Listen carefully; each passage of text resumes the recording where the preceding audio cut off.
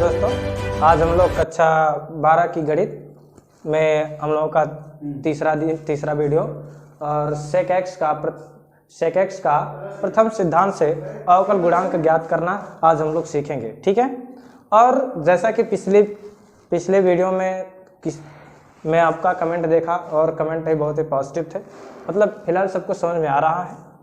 और आज हम लोग उसी के आधार पर, जैसे पिछले की वीडियो में हुआ था, जैसे साइन एक्स का हुआ, काश का हुआ और एक्स के पावर n का हुआ, उसी तरह से एकदम सेम जैसे उसमें प्रक्रियाएं हुई थी वही प्रक्रियाएं हैं, बस थोड़ा बहुत ही चेंजिंग आएंगी। और उसी की तरह हम क्या करेंगे, आज सेक एक्स का करेंगे। तो सबसे पहला काम हम क्या करेंगे, मान लेते हैं जैसा कि पीछे वाली वीडियो में हुआ था उसी तरह से मान लेते हैं फंक्शन क्या है, फंक्शन ऑफ एफ एक्स और क्या सेक एक्स। माना फंक्शन क्या है, f x equal to sec x. अब क्या करेंगे, एक्स वाले फंक्शन में हम वृद्धि कर देंगे और वृद्धि करने पर क्या बन जाएगा, एफ एक्स प्लस एच बन जाएगा। और इधर दूसरी साइड क्या बनेगा आपका, सेक एक्स प्लस एच बन जाएगा।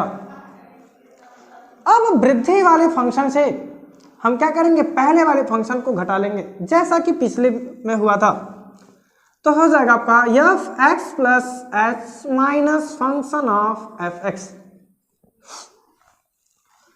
और वही प्रक्रिया दूसरे साइड भी होगी, तो हो जाएगा sec x plus h minus sec x.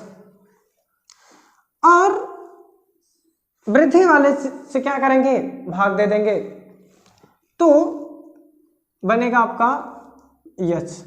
कोई जरूरी नहीं है कि हम एच से ही बार बार वृद्धि करें, आप एच के जगह कोई भी वेरिएबल ले सकते हैं।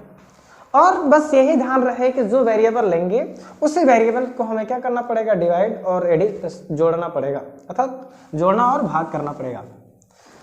तो लिमिट क्या हो जाएगी, limit h tends to 0 function of f x plus h minus function of f x divided h equal to limit h tends to 0 और ये कितना हो जाएगा, sec x plus h minus sec x और बटे एच। ठीक है, इतना तक तो समझ में आ गया होगा।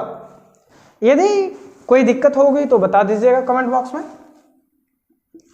और अवकल गुणांक की परिभाषा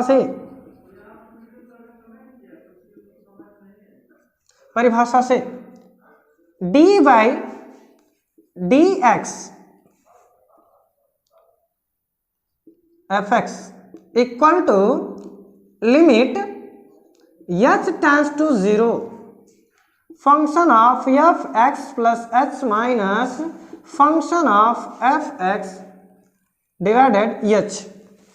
अर्थात अवकल गुणांक की परिभाषा से d by d x into f x equal to limit h tends to 0 function of f x plus h minus function of f x और डिवाइडेड एच। अर्थात इतने की जगह पर अब हम क्या करेंगे, D by d x into f x रख लेंगे। ये हमारा फंक्शन है, तो बनेगा कितना, तो हो जाएगा d by d x function of f x equal to, अब यही इतना की जगह इतना रखना हमें कहा, इस वाले में रखना है। अब हम यहां पर रख दिए तो इतना हो गया और ये वाली चीज उठा करके यहां ले लेंगे, तो हो जाएगा लिमिट एच टेंड्स टू 0 और कितना हो जाएगा, sec x plus h minus sec x. Clear है, आगे। और ये हो गया आपका एच। अब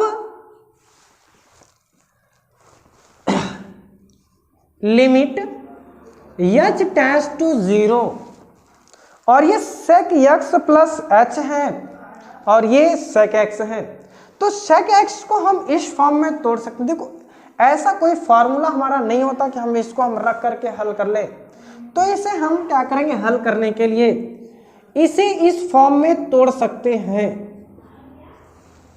ठीक है,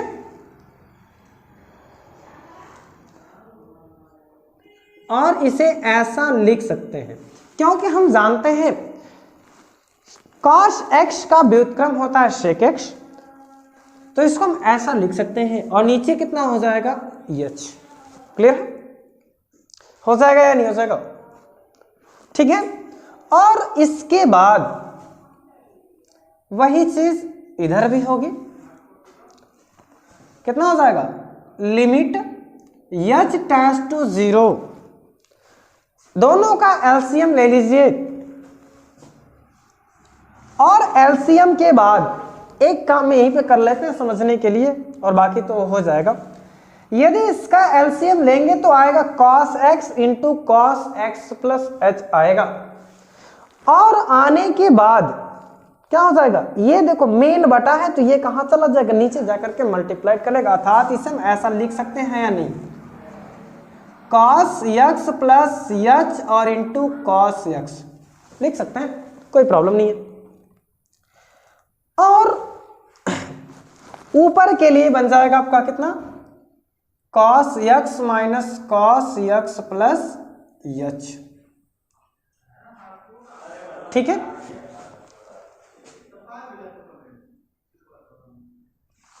ठीक, अब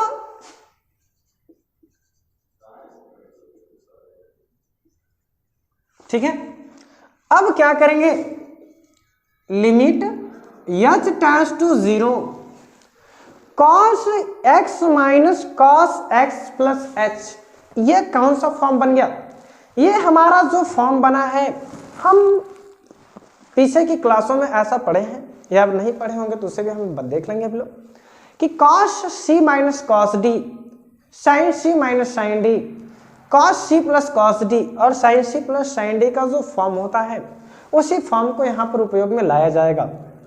तो cos c minus cos d यहां पर लिख देते हैं, फिर उपयोग में रख लेंगे अपने, तो जाएगा cos c minus cos d equal to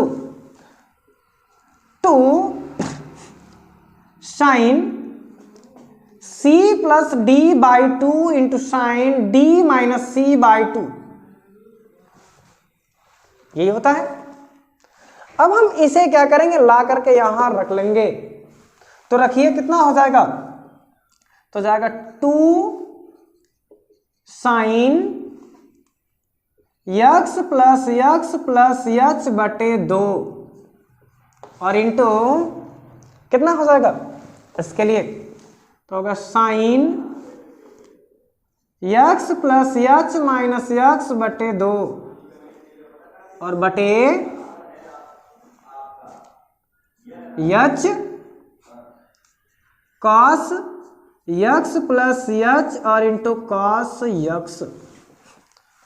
ठीक है, आप समझ में आ गया होगा आपको। इसे हटा लिया जाता है क्योंकि उपयोग में अब यह नहीं है, क्योंकि यहां पर रख दिया गया उसे। इस 2 को हम ऐसा कह लो, हर में क्या करते हैं, 2 से मल्टीप्लाइड कर लेते हैं और 2 से डिवाइड कर लेते हैं। ठीक है, तो हो जाएगा 2 साइन x प्लस, इसको लिख सकते हैं बच्चा x 2x और 2x प्लस h बटे 2, और इसको और मॉडिफाइड करके ऐसा लिख सकते हैं। देखिए, नहीं तो बताइएगा कि हाँ नहीं लिख सकते।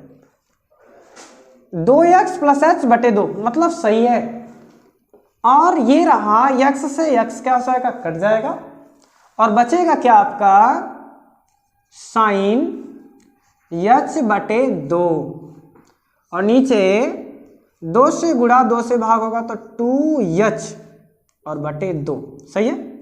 और एक cos x प्लस h और इंटू cos x, 2 से 2 कट गया। ठीक है, अब इसके बाद हम क्या करेंगे, इसे खंडीकरण कर सकते हैं इसको इसके फॉर्म में, और एक बार जो h/2 है h/2 के फॉर्म में कर सकते हैं।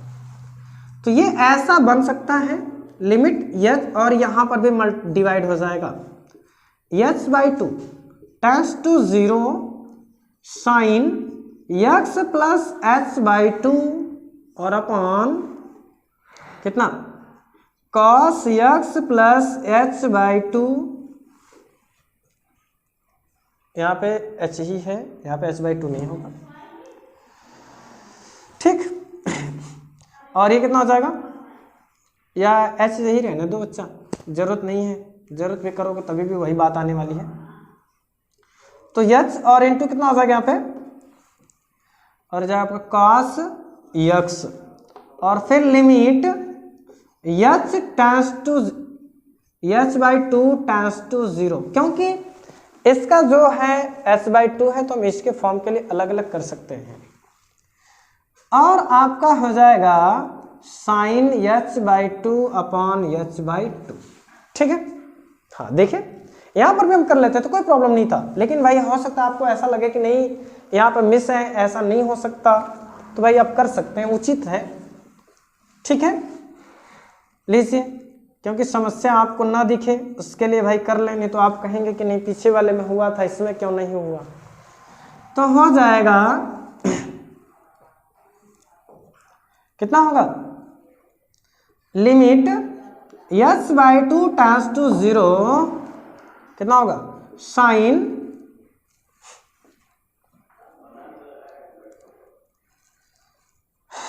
कितना